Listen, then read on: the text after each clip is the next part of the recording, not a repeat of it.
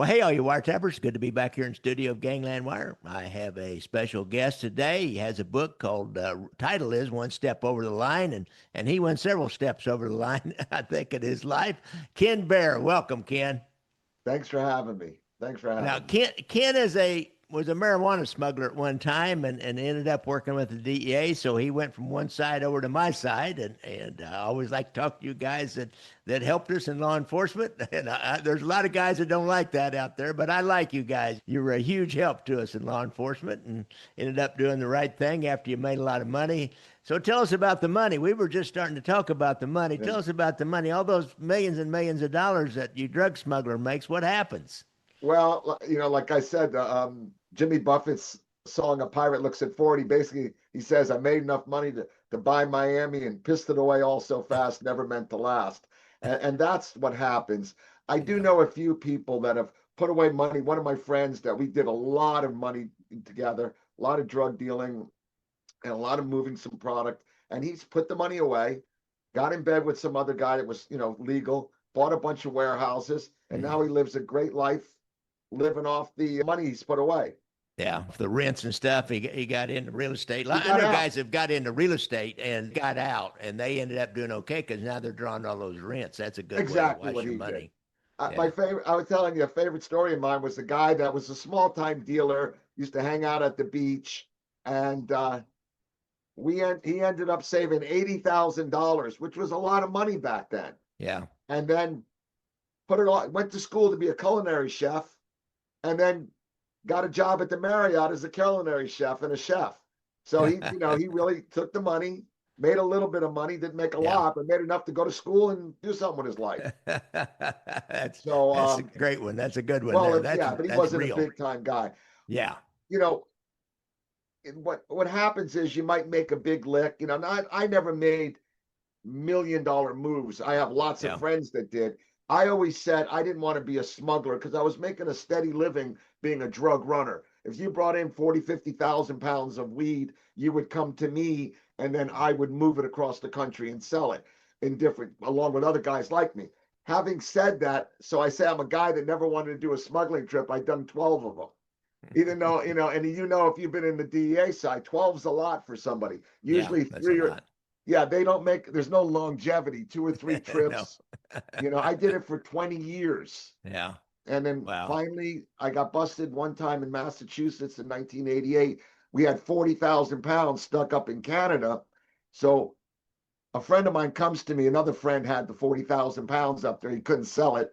He goes, "Hey, you want to help me smuggle this back into America?" Which, is going the wrong direction. The farther north it Yeah. goes, the more money it's worth. I would have taken Yeah. it to Greenland for Christ's sakes. Yeah. But we smuggled it back in. What we did this time was obviously they brought a freighter or a big ship to bring the 40,000 pounds into Canada. He had Mhm. it stuffed in a fish packing plant in a freezer somewhere up there. And so we used the seaplane and we flew from a lake in Canada to a lake in Maine where the plane would pull up, I'd unload it and then stash it. And we really did to get 1,400 pounds, we had to go through like 6 or 7 trips because the plane would only hold 200 and something pounds. Yeah. And a seaplane can't land at night. It Ah, has to really? land during the day. Yeah, you can't land a plane in the middle of a lake in the night. You Well, I kill guess somebody I or see. yourself. Yeah, I see. Uh, and so I got busted moving that load to another market, and that cost me about $80,000 in 2 years of fighting in court to get out of that. Yeah. But I did beat the case for illegal search and seizure. So one for the good guys, the One for the Constitution. good guys, Well, one the for the bad guys. Constitution. He pulled me over looking for fireworks, and because it was Fourth of Ah, July, and yeah. the name of that chapter in the book is "Why I Never Work on a Holiday." So you don't want to spend your holiday in jail because there's no you can't on your birthday. So the second time I got busted was in '92, so just a couple of years later. After basically I was in the system for 2 years with the loss, fighting it, and that was for RICO. I was looking at Mhm. 25 years. Ooh. But like a normal smuggling trip, I'll tell you one we did. Actually did my first smuggling trip. I was on the run in Jamaica from a case that I got named in when I was like 19, living down in Jamaica to cool out. And then my buddies came down, so we ended up bringing out 600 pounds So that was my first trip. I was about 19 or 20 years old when I did my first trip. I brought out 600 pounds out of Jamaica. A friend of mine had a little Navajo and we flew it out with that. Uh, But I'll give you an example of a smuggling trip. So a friend of mine came to me and he wanted to load 300 kilos of coke in Colombia and bring it into America. And he wanted to know if I knew anybody that could load him 300 kilos. So I did. I introduced him to a friend of mine that Ronnie Vest. He's the only person, you'll appreciate this. Remember how we kept wanting to extradite all the guys from Colombia when we got yeah. busted, indict them? And of Yes. course, Escobar's living in his own jail with his own exit, Yeah. you know, So the Colombian government says, well, we want somebody, why don't you extradite somebody to America, to Colombia? So Ronnie Vest had gotten caught bringing a load of weed out of Colombia. They sent him back to America. So the Americans go, I'll tell you what, you want somebody? And Ronnie Vest got the first good friend of mine, first American to be extradited to Colombia to serve time. So he did a couple years in a Colombian prison. And so he's the one that had the cocaine connection now because he spent time in Colombia. Yeah. And, so we brought in 300 kilos of coke. I didn't load it. He got another load from somebody else. But so in the middle of the night, you set up on a road to nowhere in the Everglades. There's so many, Florida's flat. You've got all these desolate areas. We go out there with 4 or 5 guys. I have some here somewhere, Callium glow sticks, the glow sticks you break, Yeah. and some Just break 'em flashing and lights.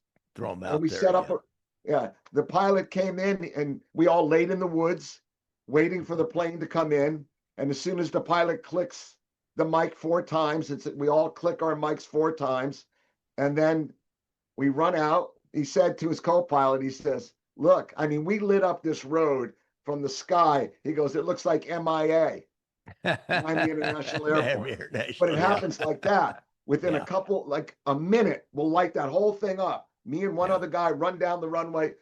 It's a long run, believe me. I put out the lights. You got to put out the center lights and then the marker lights because you got to have the center of the runway where the plane's going to land and the Oh, edges yeah. where it can't. Right. Yeah. He pulls up, bring up a couple cars. I'm driving one of them, load the kilos in, and then we have to refuel the plane because you don't, you want to have enough fuel to get back to an FBO, to your landing airport, a real airport, Yeah. not the one we made in the Everglades. Yeah. And then the trick is the car's got to get out of there before the Yeah. plane takes off. Because when that plane takes off, you got a twin engine plane, landing is quiet. Taking off at full throttle is going to wake up the whole neighborhood. So once we got out of there, then they went ahead and got the plane off. And then the remaining guys, they got to clean up the mess. We want to use this again. So we want to clean up all the wires, the radios, pick up the fuel tanks, pick up the runway lights, and their job is to clean that off. And all that's going to take place before the police even get down the main road, right? That's going to all take place in less than 10 minutes. Wow. I mean, the offload takes, you can offload about 1,000 pounds, which I've done in 3 minutes. Wow. Yeah, and then refueling the plane, getting everything else cleaned up takes longer. Yeah, interesting. Yeah. So, how many guys would be on that operation, and Okay. how do you pay? How do you decide who gets paid what, how much? Okay, so get it up front, or yeah, I'm always curious about the details, how that stuff. I don't works. think I got paid enough, and I'll be honest. It was a hell of a chance. I got 20 grand looking at 15 years if you get caught, but I did it for the excitement. 20 grand wasn't that much. I had my own gig making more money than that, but I was also racing cars. Here's a picture of one of my race cars. Oh, cool. So that costs about $6,000-7,000 a weekend. And remember, I'm talking about 1980s dollars. That's $20,000 a weekend. A weekend, yes. Yeah. And that $20,000 for a night's work in today's world would be 60. Yeah. I'm talking about 1985 versus that was 40 years ago. But it's a lot of fun, but you kind of say to yourself, what was that one step over the line? That's why I wrote the book. I remember as a kid thinking in my 20s, man, I've taken one step over the line. So the full name of the book is One Step Over the Line, Confessions of a Marijuana Mercenary. That's me actually working for the DEA. That picture was at the time when I was working for the DEA. So the second time I got busted in 1992 was actually for the smallest amount of weed that I ever really had. It was like 80, 100 pounds. unfortunately, it was for RICO. I didn't know at the time, but when they arrested me, I thought, oh, they only caught me with 100 pounds, but Yeah. I got charged with RICO. So I was looking at 25 years. What did they have some other, must have had some other offenses Well, that they could tie yeah, to you, me and and my maybe high even guns school, and stuff or something to no, get that no, kind. we never used Just guns ever, just but other yeah, smuggling yeah, yeah, operations, yeah, huh? yeah, yeah. Me and my high school friend, he had moved to Ohio in 77 or 78. So he had called me one time. He was working at the Ford plant and he goes, hey, I think I could sell some weed up here. All right. I said, come on down. I'll give you a couple pounds. So he drives down from Ohio on his weekend off, all the way from Ohio. I gave him 2 pounds. He drove home, calls me back. He goes, I sold it. So I go, all right. He goes, I'm going to get some more. So at that time, I was working for one of the largest marijuana smugglers in U.S. history. His name was Donnie Steinberg. I was just a kid, like my job, part of my job was they would give me a Learjet and about a million or two, and I'd jump on a Learjet and fly to the Cayman Islands. I was like 19 years old, same time, kid, just a Yeah. kid, 19 or 20. And yeah, 18, I think. And so I ended up doing that a few times. That was a lot of fun. And it's nice to be a kid in a Learjet. And they Yeah. give me a million or two and they give me $1,000 for the day's work. I thought I was rich. But people got to understand that's in that 78 money, not, That's yeah, that was yeah, more like $10,000 today, I yeah, guess. Yeah. yeah. It was a lot of money for an 18, Yeah. 19-year-old kid. Yeah. Donnie gives me a bail. So Terry comes back from Ohio. We shoved the bail into his car, barely would fit because he had no big trunk on this Firebird he had. He had a Firebird Trans Am with the black with the thunder chicken on the hood. It was On the something. hood. Oh, cool. Oh yeah. That was a cat's meow back Yeah, then. yeah, yeah. He got it with that Ford plant money. And by the way, Yeah. that was after that 50 pounds got it because every bail's about 50 pounds. That's the last. He quit Ford the next day. And I me and bet. him had built a 12-year. We were moving probably 50 tons up there over the 12-year period. Probably, I don't know, anywhere from 50 to 100,000 pounds. We would He have must have vehicles been go. setting up other dealers. So among his friends, he must have been running He had the around distribution. I would, setting up the right, distribution network, and you had right. the supply. I see. Yeah, I was the Florida connection. It's every Yeah. time you get busted, the cops always want to grab that Florida connection. Oh yeah. Oh yeah. You Well, got to go down there. I've let been me tell there. you, how I got into this. I was born on a farm in New Jersey, like in the Norman Rockwell 1950s, Yeah. cow pies and hay bales. And then we moved to New Orleans in 1969, and then where my dad had business. And right after, not sure after that, he died when I was 13. Uh, As I say in the book, I probably wouldn't have been writing the book if my father was alive, yeah. because I probably wouldn't have went down that road. But so my mother decides in 1973 to move us to South Florida to get away from the drugs and the seedy underside of New Orleans. I guess she Yeah. didn't read the papers. No. Yeah. So I moved from New Orleans to the war on where the war on drugs would start. I always say if Yeah. she'd have moved me to Palo Alto, I'd be Bill Gates. But no, Yeah. I was so Yeah. and everybody I knew was running drugs, smuggling drugs, trying to be a drug dealer. I mean, I had my own operation. I was upper middle level, but there were guys like me everywhere. There were guys like me everywhere, moving 1,000. I mean, moving 1,000, 2,000 pounds at the time was a big thing. That's, Yeah. So, but so still, about what year was that? I started in 1973. Okay. I was 16, started selling drugs out of my mom's house. Me and my brother, we had a very good business going. And by the time I got busted, it was 1992. So So, you watched, especially in South Florida, you watched like where that plane could go down and go back up. Eventually the feds will come up with radar, and yeah, they have blimps, and they have Big so Bertha. much stuff down there to then catch those kinds of Yeah, things. right, right. Big Bertha was the blimp. Uh-huh. They put up. Yeah, in the beginning you could just fly right in. We did one trip one time. This my buddy picked up, I don't know, 40 or 50 kilos in the Bahamas. So you fly into Fort Lauderdale and you call in like you're going to do a normal landing. And the blimps there, this is all 1980s, they already know they're doing this. You just call in like you're coming to land in Fort Lauderdale. And what you do is right before you land, you hit the tower up and you tell them you want to do a go around, meaning you're not comfortable with the landing. Well, they'll always give you a go around because they don't want you to crash. Yeah. And right west of the airport was a golf course. And right next to the golf course, about a mile down the road, was my townhouse. So we're in the townhouse. My buddies all put on, two of the guys put on black, get big knives, gear. And I drive to one road on the golf course, and my other friend grows drive. We drop the guys off in the golf course. As the plane's going to do the touchdown at the airport, he says, I got to go around. As he's pulling up, now he's 200 feet below the radar, just opens up the side of the plane. The kickers, we call them, they're called kickers. Yeah. He kicks the baskets, and the guys on the golf course, they're hugging trees. Yeah, you don't want to be under that thing. Right, you got maybe a 40-pound package coming in at 120 miles an hour from 200 feet up. It'll break the branch. The branches will kill you.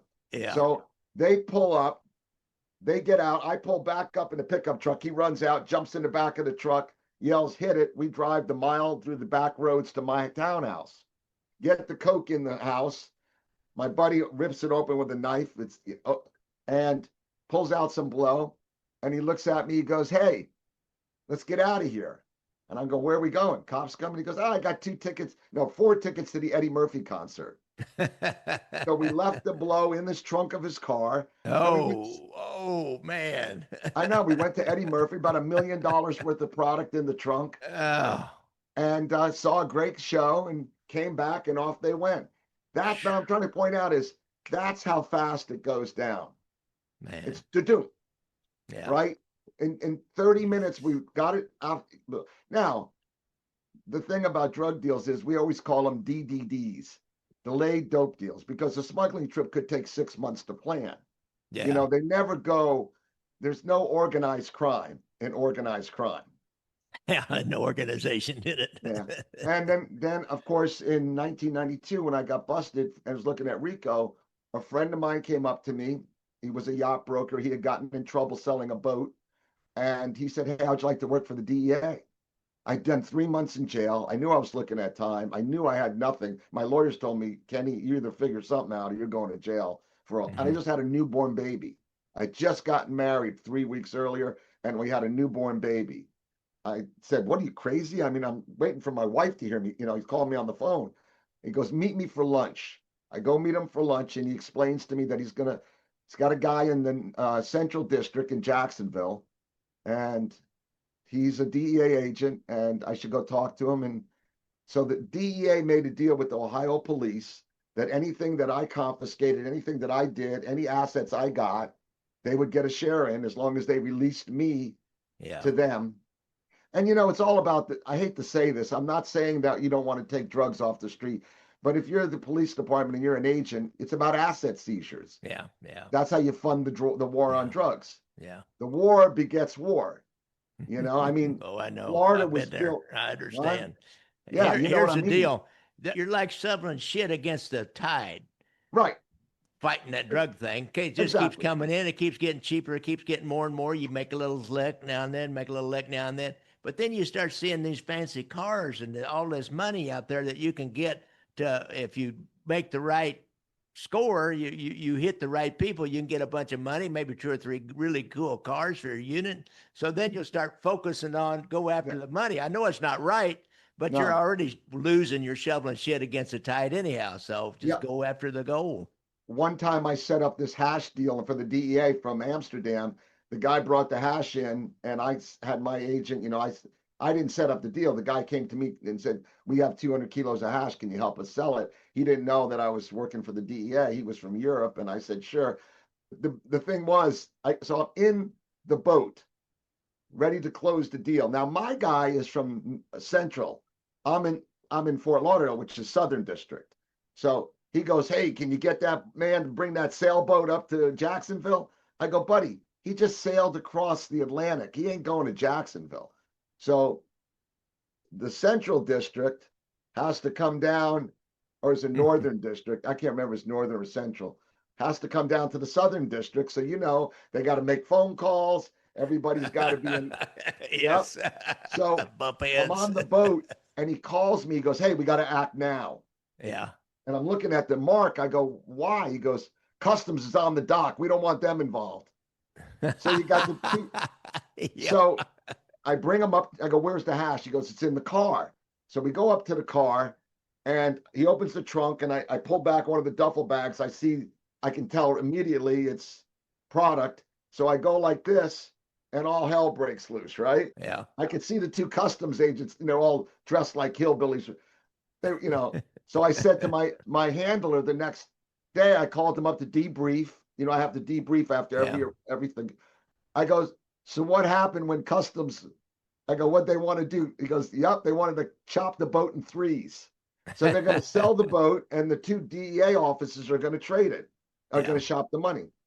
Yeah. I remember when I registered with the DEA in the Southern District, I had to tell them who I was. They go, "Why are you working for him? Why aren't you working for us?" I'm like, "Buddy, I'm not in charge here. This is.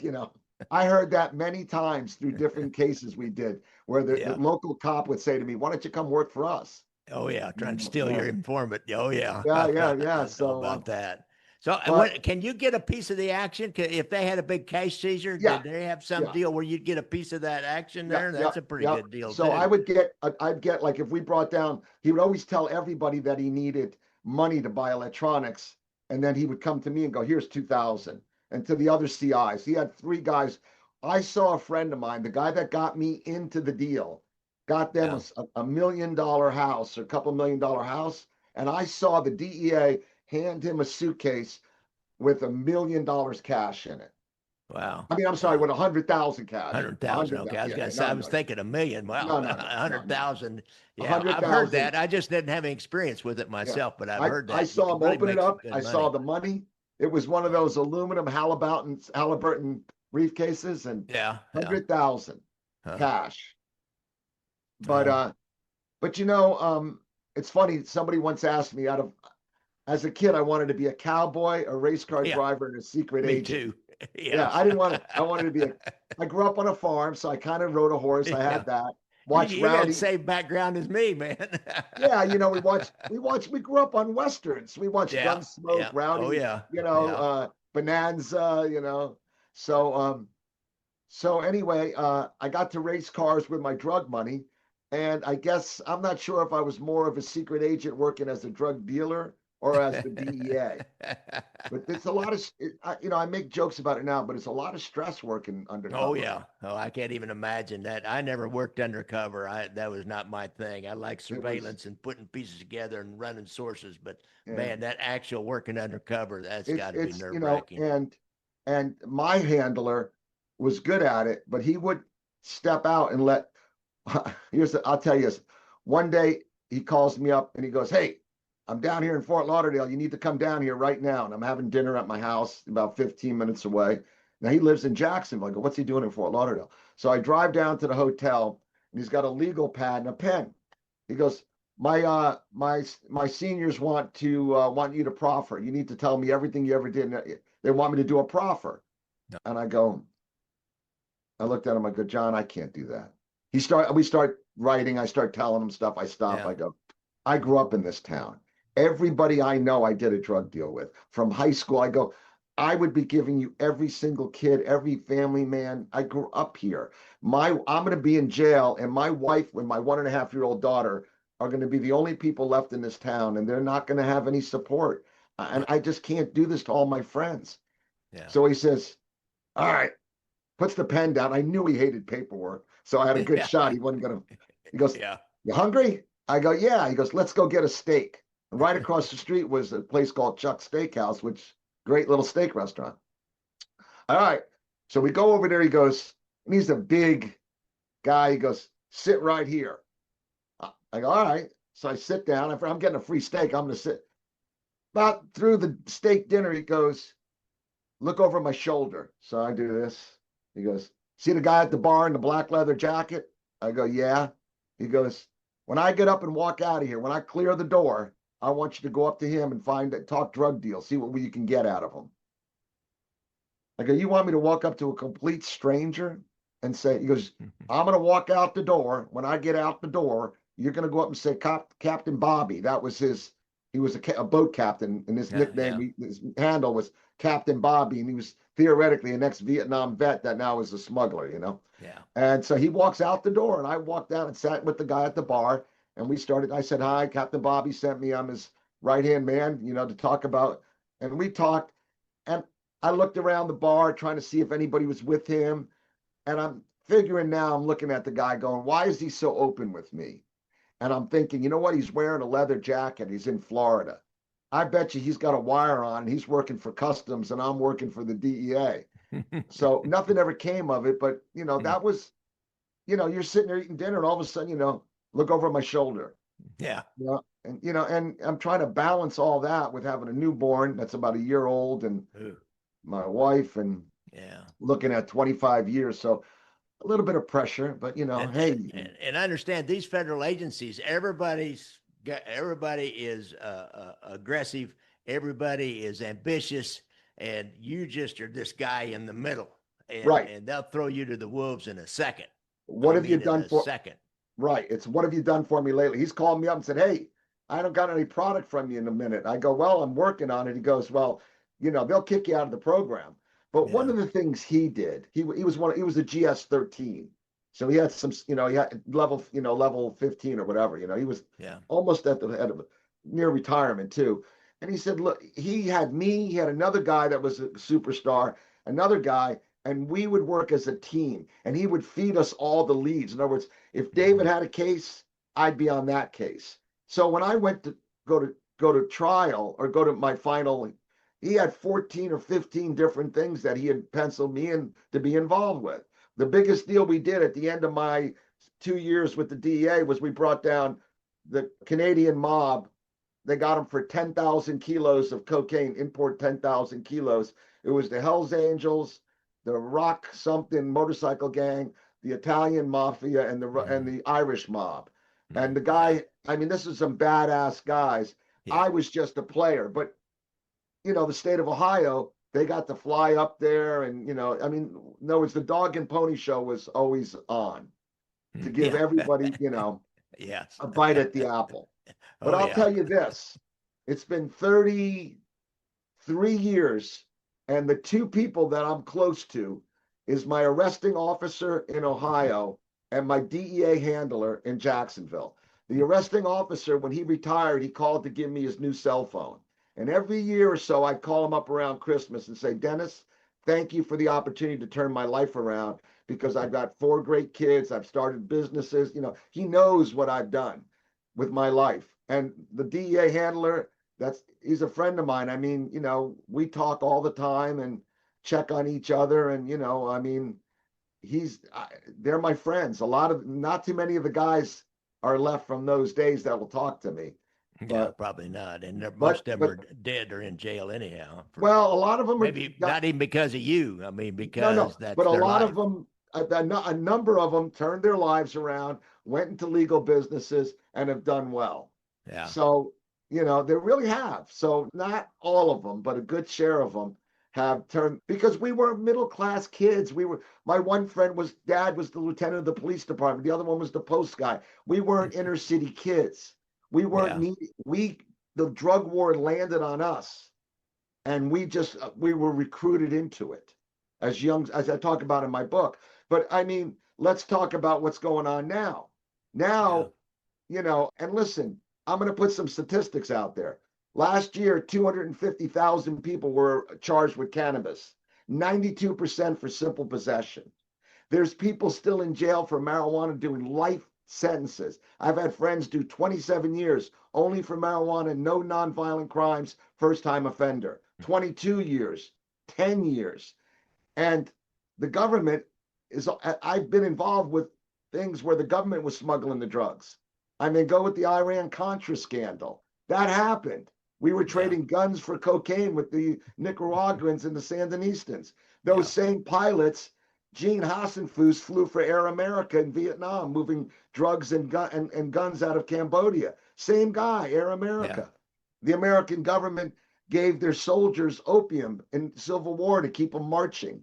You know, yeah, I mean, we did a deal with Lucky Luciano where we let him out of prison for doing heroin in exchange for intel from Europe during World War II. and the mob watching the docks for the cargo ships. So the government's been intertwined in the war on drugs on two sides of it, Yeah. you know, and not that it makes it right. Look, I've lost several friends to fentanyl that thought they were doing coke and did fentanyl, or didn't even know there was any. They just accidentally did fentanyl, and it's a horrible drug. But those boats coming out of Venezuela don't have fentanyl on them. No, they And got cocaine, maybe. if that, and they're probably going to Europe. They're going to Europe. Yeah, Yeah, they're there's not no coming. doubt they're going to Europe. Yeah, yeah. And so let's put it this way.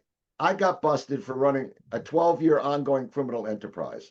We moved probably 50 tons of marijuana.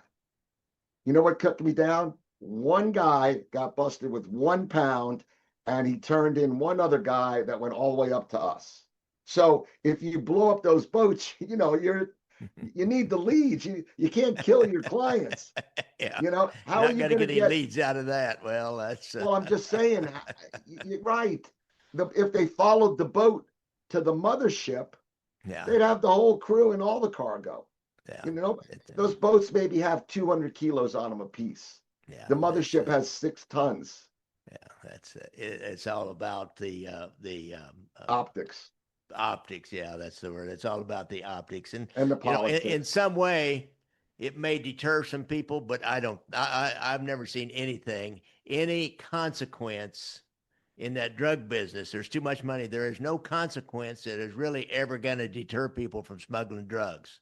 Let me put it this Except way. for a few people like yourself. There's a few like yourself that get to a certain age, and the consequence of going to prison for a long time may bring you around, or all the risk you're taking, just, you can't take it anymore, but you got to do something. But Well, I got busted twice. Consequence just don't matter. There is no consequence that's going to do anything. Here's why. And you're right. One is, how do you get in a race car and not think you're going to die? Because you always think it's going to happen to somebody else. Exactly. And the drug business is the same. It's not going to happen to me tonight. And those guys in Venezuela, they have no electricity, they have no water. Yeah, they got nothing. They have a chance to go out and make a couple $1,000s and change their families' lives. Yeah. Or they've got family members in the gangs that are forcing them to do it. Yeah. But the war on drugs has kind of been a political war and an optics war from the 70s. I mean, listen, I say in my book, nobody loved it more than the cops, the lawyers, and the politicians. No shit. In Fort Lauderdale, they had nothing, and all of a sudden the drug wars brought night scopes and cigarette boats and fancy cars and new offices and new courthouses and new jails. And I don't have an answer. The problem is, you know what I'm going to say. Mexico doesn't have a drug problem. Colombia doesn't have a drug problem. No. America has a drug problem. Those are just way stations to get the product. In the cover of my book, it says, you don't sell drugs, you supply them like ammunition in a war. Yeah. How do we fix this? How do we get the American people? Oh, by the way, here's a perfect example. Marijuana is legal in a majority of states. You don't see anybody smuggling marijuana in. I actually heard 2 stories of people that are smuggling marijuana out of the country. I've heard that. Yeah, they're growing so much marijuana in America that it's worth shipping to other places, either legally or illegally. Yeah, and the biggest problem is, like, what they'll do is they'll set up dispensaries with the green marijuana leaf on it, like it's some health dispensary, but they just won't. It'll be off the books. It just won't have the licensing and all that. And you run that for a while, and then maybe you get caught, maybe you don't. And so it's well, crazy. The other thing is, with that dispensary license, it's highly regulated, but you can get a lot of stuff in the gray. So there's 3 markets now. There's the white market, which is the legal business. You can buy stocks in the companies and whatnot. Yeah. There's the black market, which is the guy on the street that Ken Behr used to be. And then there's the gray market, where people are taking black market product and funneling it through the white markets without the taxes and the licensing and the testing for, you have to test marijuana for pesticides, metals, and the oils and the derivatives. There's oil and there's all these derivatives. They have to be tested. Well, you could slide it through the gray market into the white market. So I know it's addiction, whether it's gambling or sex right, or there's always going to be people who are going to take advantage and make money off of addiction. The mafia, they refined perfect. it during the prohibition. All these Look, people that drink, and it's admittedly a lot of them were social drinkers, but awful lot of them work. They had to have it, and so then gambling addiction, and now it's well, here's what I say. If it wasn't for prohibition, Vegas, the mob never would have had the power and the money to build Vegas. no, they wouldn't have anything. So when you really. outlaw something that people want, you're creating a business. If somebody said the other day, if you made all the drugs legal in America, would that put the drug cartels in Mexico and Colombia out of business? Yeah, maybe. How about this statistic? About 20 to 30,000 people a year die from cocaine overdose. Most have a medical condition unbeside. They're not ODing on cocaine. yeah, All right. 300,000 people a year die from obesity. yeah. And another almost I think 700, I don't know, I might be about to say 500,000 die from alcohol and tobacco. Mm-hmm. I could be low on that figure. So you're probably are low. Yeah, I could be way more than that. But my point is, we're regulating alcohol, tobacco, and certainly don't care how much food you eat. And why don't we have a medical system that takes care of these people? I don't know the answer. If I did, but I'm just saying, making the stuff more valuable and making bigger crime syndicates doesn't make sense. Yeah, see, addiction is such a psychological, spiritual, physical malady that people can't really separate the three, and people that aren't involved and then getting some kind of recovery, they can't understand why somebody would go back and do it again after they maybe were clean for a while. That's a big common problem with putting money into the treatment center business, because people do go to treatment 2 and 3 times and maybe they never get. Some people never. They'll chase it to death, and I can't explain it. And I'll tell you what. I have my own little podcast. It's called One Step Over the Line. Mm-hmm. And I released the show last night about a friend of mine. His name is Ron Black. You can watch it, or any of your listeners can watch it. And Ron went down to the depths of addiction, but he did it a long time ago when they really spent a lot of time and energy to get, they really put him through a system. 18 months. Ron got out clean, and he came from a good family. He was raised right. He didn't, he had some trauma in his life. He had some severe trauma as a child, but he built one of the largest addiction. He has a company that he ran drug counseling services. He's been in the space 20 or 30 years giving back. He has a company that trains counselors to be addiction specialists. He has classes for addiction counseling, become certified members. He's run drug rehabs. He donates to you got to watch. If you get a chance to go to my podcast, One Step Over the Line, and watch this episode we did last night. Probably not the most exciting, like my stories, but Ronnie really did go through the entire addiction process from losing everything, and pulling himself out. But he was also had a lot of family. He had the right steps. A lot of these kids I was in jail with, Black and brown inner city youth, whatever, their national, race or nationality, they don't have a chance. They're in jail with their fathers, their cousins, their brothers. The war on drugs and the laws on drugs specifically affect them. And I remember thinking, is this kid safer in this jail with a cement roof over his head, three hot meals and a bed, than being back on the streets? Yeah. He was safer. I mean, I used to do a program working with relatives of addicts. So this mother was really worried about her son going to go to jail next time he went to court. And she told me enough about him by then. I said, ma'am, I just want to tell you something. He's safer doing about a year or so in jail than he is doing a year or so on the streets. And she just looked at me. She said, you're right. You're right. So she quit worried about and trying to give money and trying to help him out, because she was killing him, getting him out and putting him back on the streets. This kid was going to die one way or the other, either shot or overdose or whatever. But I'll tell you another story. My best friend growing up in New Orleans was Frankie Monteleone. They owned the Montleone Hotel. The family was worth $500 million at the time, maybe. And Frankie was a diabetic, and he was a junk. He was because of the diabetic needles, he kind of became a cocaine junkie. Shooting up coke. I guess the needle that kept him alive was, again, the addict mentality. Right, right. You can't So he explain it. he got busted trying to sell a couple grams. They made it into a bigger case by mentioning more product conspiracy. His father the father made a deal to give him a year and a half in Club Fed. He could, get a tan, practice his tennis, learn chess, come out and be the heir to one of the richest families in the world. All right. He got a year and a half. Frankie did 10 years in prison because every time he got out, he got violated. Oh, yeah.